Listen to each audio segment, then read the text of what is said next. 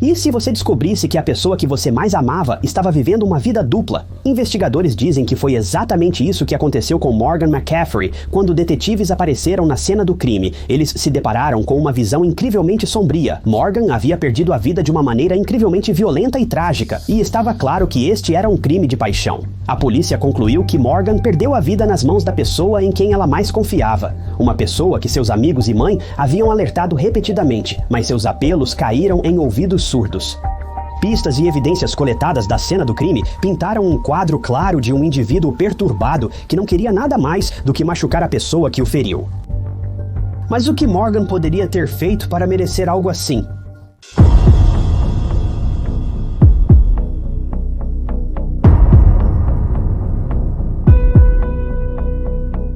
Morgan McCaffrey tinha apenas 18 anos quando o crime ocorreu. Antes disso, Morgan viveu uma vida comum, crescendo na região de Filadélfia com sua mãe. Infelizmente, não há menção ao pai de Morgan nos relatos sobre o caso dela, o que sugere que ele provavelmente não estava presente. A mãe de Morgan tinha amor de sobra para dar, e a ausência do pai não pareceu afetá-la significativamente. Morgan sempre se saiu bem na escola, tinha muitos amigos que a apoiavam e estava indo muito bem em geral. Ela cresceu no bloco de 3.500 da rua Oakmont, em Mayfair, Pensilvânia. Mayfair, apesar de pouco conhecida, fica a apenas 16 quilômetros de Filadélfia, proporcionando acesso a todas as comodidades modernas que uma grande cidade oferece. No geral, Mayfair parece ser uma cidade incrível. Não há muito crime, e é conhecida por ser uma cidade de classe trabalhadora e um ótimo lugar para criar uma família. E foi exatamente o que a senhora McCaffrey fez. No verão antes do crime acontecer, Morgan e sua mãe decidiram se mudar de Mayfair e compraram uma casa em Abington, uma cidade que ainda é boa, mas certamente não tão arrumada quanto Mayfair. Nessa época, Morgan tinha se formado recentemente na Nazareth Academy. A Nazareth Academy é uma escola exclusivamente feminina, com forte base na fé católica. Eles trazem alunos de toda a Pensilvânia e têm uma taxa de aceitação universitária de 100%. Morgan foi uma dessas alunas aceitas. Após se formar na Nazareth Academy, ela se candidatou a faculdades com programas de odontologia e foi aceita no Manor College, em Jenkintown, Pensilvânia, a apenas 7 minutos de sua nova casa. Em Abington, para dizer que as coisas estavam indo bem para Morgan, isso nem começa a descrever. Morgan estava incrivelmente animada com seu futuro, mas mais do que qualquer coisa, ela estava animada em compartilhar esse futuro com seu namorado Gilberto III. Não se sabe quando ou como Morgan e Gilberto se conheceram, visto que Morgan estudou em uma escola só para meninas até então. Mas sabemos que os dois namoravam há cerca de 1 ano, quando Morgan foi aceita na faculdade. Mas, infelizmente, Morgan nunca teria a chance de compartilhar essas memórias da faculdade com Gilberto, porque muito em breve, o impensável aconteceu.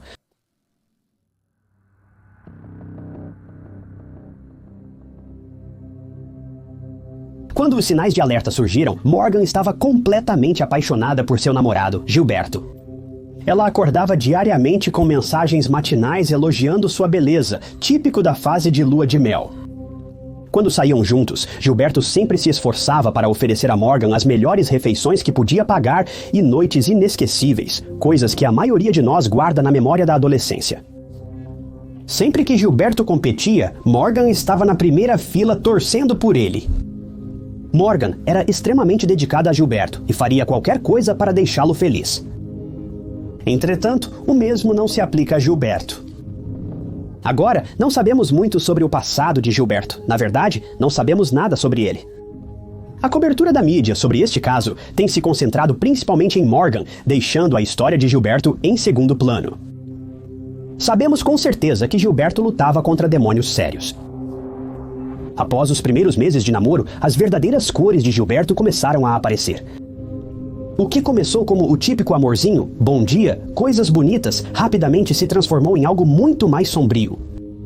Agora, Gilberto ainda fazia de tudo para proporcionar a Morgan uma ótima noite, mas cada um desses elogios e grandes gestos agora eram complementados com comentários odiosos, observações maldosas e até abusos. O problema começou quando Gilberto se irritou com a demora de Morgan em responder suas mensagens. Ficou muito claro que ele estava inseguro, mas sobre o quê? Bem, ninguém sabe. Morgan começou a se convencer de que ele estava apenas enfrentando problemas ou tendo um dia ruim. Mas então o bullying escalou para xingamentos. Ainda assim, Morgan convenceu-se de que Gilbert estava apenas de mau humor, pois todos podem dizer coisas que não necessariamente querem quando estão com raiva. Porém, as coisas só pioraram e eventualmente os sinais de alerta eram impossíveis de ignorar. A família de Morgan logo percebeu que Gilbert não demonstrava interesse neles.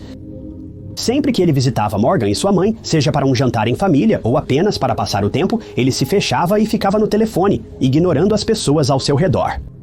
Era óbvio que ele não queria estar lá, e ele queria que todos soubessem disso. O mesmo acontecia quando os dois saíam com amigos. Gilbert demonstrou, de todas as formas, não querer desempenhar papel algum na vida de Morgan. Ele queria que ela fizesse parte da sua vida. Morgan ignorava esse comportamento, convencendo-se de que ele apenas queria mais tempo sozinho com ela. Às vezes, ela perguntava por que ele se recusava a mostrar interesse em seus amigos ou família, mas Gilbert sempre distorcia as coisas colocando a culpa nela, dizendo que ela estava sendo dramática ou que precisava superar isso. Esse comportamento abusivo continuou por meses. Mas então, bem, as coisas pioraram. Houve uma discussão em particular que escalou de forma tão dramática que Gilbert ameaçou bater em Morgan. Morgan não acreditou que ele falava sério. Afinal, você nunca ataca fisicamente alguém que ama, certo? Bem, errado.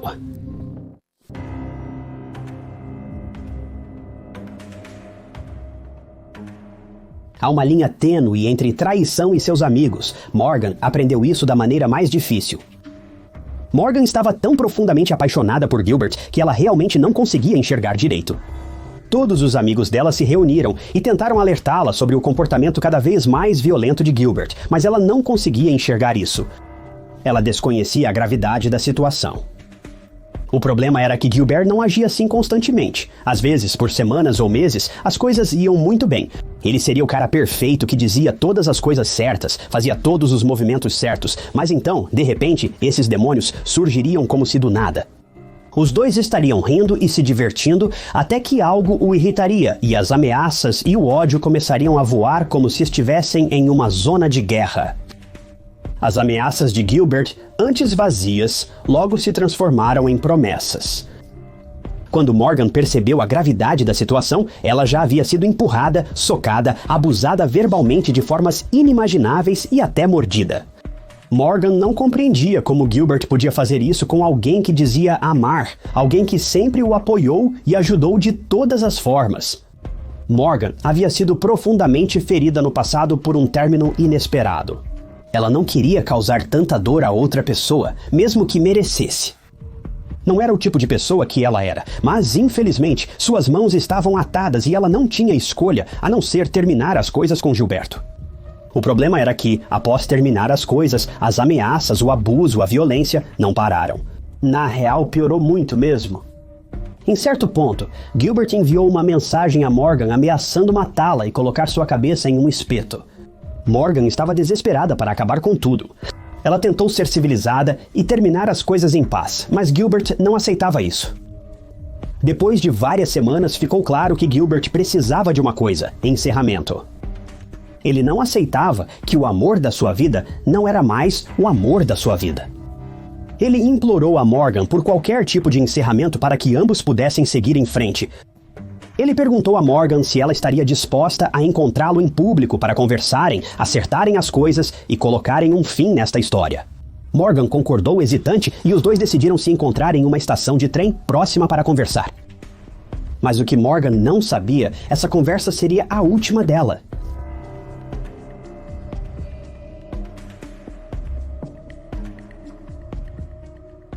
Era 27 de julho de 2020. Morgan e Gilbert decidiram se encontrar na estação de trem de Meadowbrook para finalmente resolver as coisas. Agora, esse encontro ocorreu aproximadamente um mês depois que Morgan terminou oficialmente as coisas com Gilbert. Na verdade, algumas fontes sugerem que pode ter sido mais como 2 meses depois que os dois terminaram. Realmente não podemos dizer com certeza, mas os dois apareceram na estação de trem às 7:30 da manhã. Mas Gilbert tinha alguns planos interessantes de tentar convencer Morgan a aceitá-lo de volta.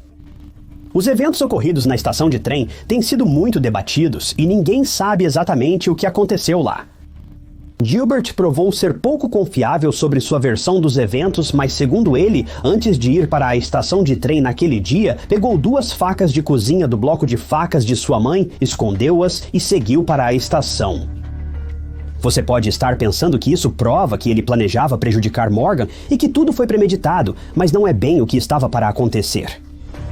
Segundo Gilbert, ele planejou atrair Morgan para a estação ferroviária e ameaçar se matar com as facas. Se Morgan tentasse impedi-lo, provaria que ainda se importava com ele. Se ela não o fizesse, ele teria sua resposta. Mas isso não resume tudo o que ocorreu. Conforme os investigadores, os dois conversaram na estação de trem por aproximadamente 45 minutos. Morgan buscava constantemente uma chance de escapar. Isso é comprovado pelo fato de que o carro dela permaneceu ligado no estacionamento durante toda a conversa. Ela imaginou que seria um breve adeus de poucos minutos e então cada um seguiria seu próprio caminho. Mas Gilbert não desistia. Morgan nunca teve a intenção de machucar Gilbert, nem emocionalmente nem fisicamente, mas ela eventualmente admitiu que nunca iria aceitá-lo de volta, porque já havia começado a ver outra pessoa. Nesse ponto, Gilbert estava furioso. Ele começou a xingar Morgan, mas dessa vez ela já tinha tido o suficiente. Ela se aproximou e deu-lhe um tapa, depois cuspiu nele. Foi quando as facas apareceram, mas Gilbert não as usou em si mesmo. Em vez disso, enfurecido, ele as voltou contra Morgan. Um transeunte testemunhou o ataque e chamou a polícia, que chegou às 8h15 da manhã. Quando chegaram lá, infelizmente não havia nada a ser feito. Morgan foi esfaqueada ao menos 30 vezes e deixada no concreto ao lado de seu carro, que ainda funcionava na esperança de uma fuga rápida. Mas Morgan nunca sairia da estação naquele dia.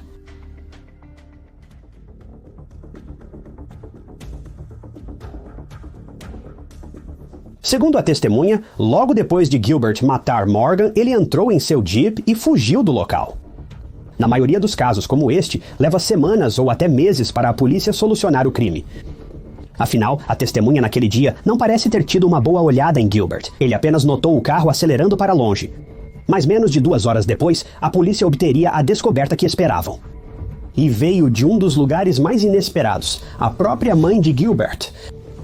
Quando Gilbert fugiu da cena naquele dia, parece que não tinha planos de para onde iria ou o que faria.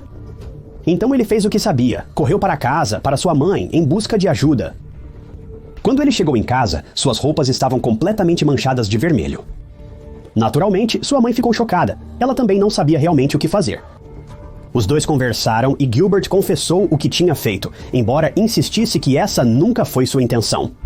Ele estava apenas cegado pela raiva que simplesmente não conseguia controlar. Gilbert e sua mãe conversaram, mas ela sabia o que precisava ser feito. Por volta das 10 da manhã, ela denunciou à polícia o crime do filho. Quando a polícia chegou, encontrou Gilbert sentado calmamente no sofá, aguardando sua chegada. Quando o questionaram sobre o que havia acontecido naquele dia, ele confessou tudo.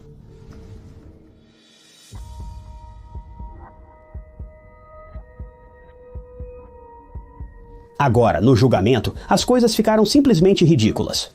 Normalmente evito comentários assim em casos dessa natureza, mas serei honesto com você, Gilbert, e seu advogado. Não sei quem eles pensavam que estavam enganando. Após a confissão de Gilbert, ele foi enviado para julgamento para aguardar a sentença. Ele nunca alegou que não cometeu o crime. Ele apenas insistiu que não foi premeditado.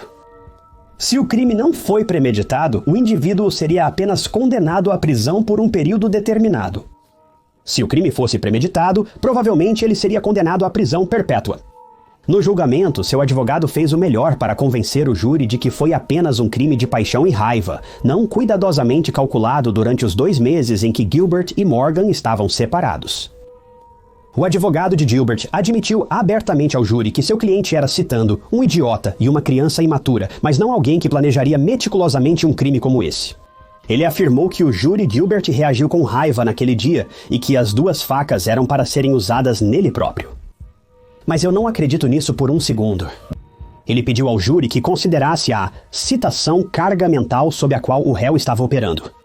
Mas foi quando as mensagens de texto foram apresentadas ao tribunal.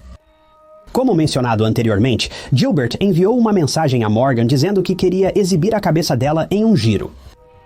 Essa não foi a única mensagem dele que soou assim.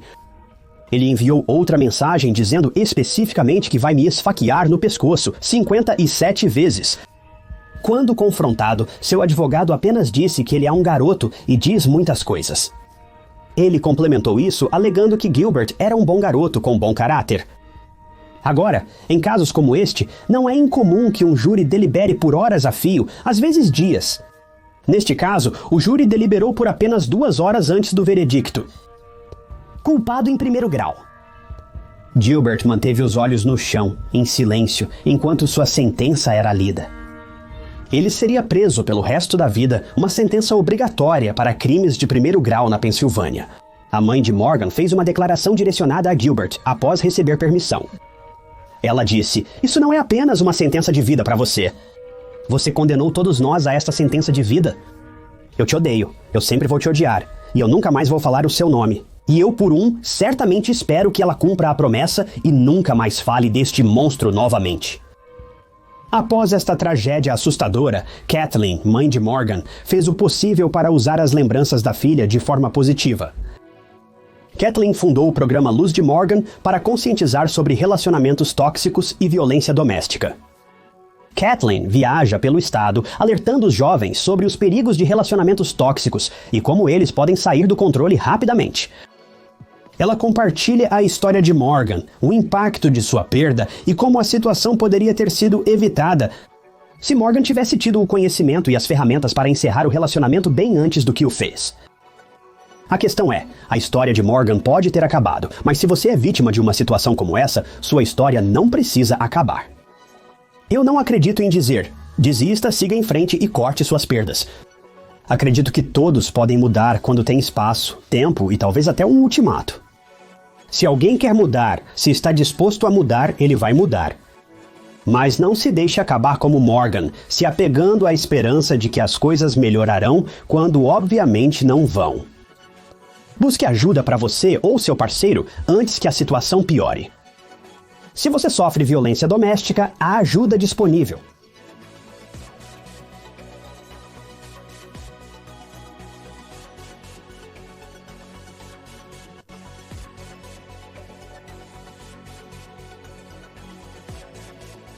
Obrigado por assistirem a mais um episódio de Histórias de Crimes Reais. Se gostou, confira este outro caso que eu cobri. Não se esqueça de se inscrever, é grátis e te mantém atualizado com meus próximos vídeos. Você também pode clicar no botão de participar abaixo para apoiar o canal e ver novos vídeos antes de todos. Sou Ty Not, te vejo no próximo vídeo.